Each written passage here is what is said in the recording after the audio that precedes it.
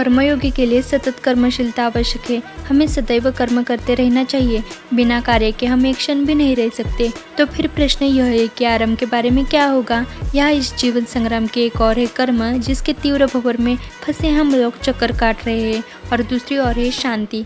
सभी मानव निवृत्तिमुखी है। चारों ओर सब शांत स्थिर है।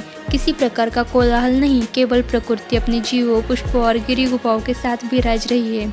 पर इन दोनों में से कोई भी पूर्ण आदर्श का चित्र नहीं है।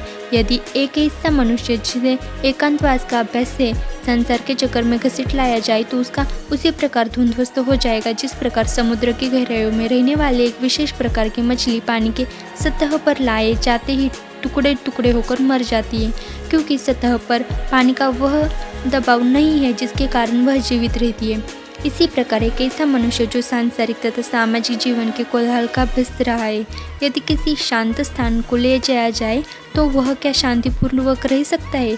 कदापि नहीं। उसे क्लेश होता है और संभव है कि उसका मस्तिष्क फिर जाए।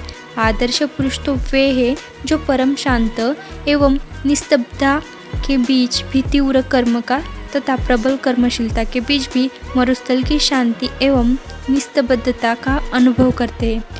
उन्होंने यानी कि स्वामी विवेकानंद ने संयम का रहस्य जान लिया है, अपने ऊपर विजय प्राप्त कर चुके हैं। किसी बड़े शहर की भरी हुई सड़कों के बीच से जाने पर भी उनका मन उसी प्रकार शांत रहता है मानो वे किसी निशब्द गुफा में हो, और फिर भी उनका मन सारे समय कर्म में तीव्र रूप से लगा रहता है।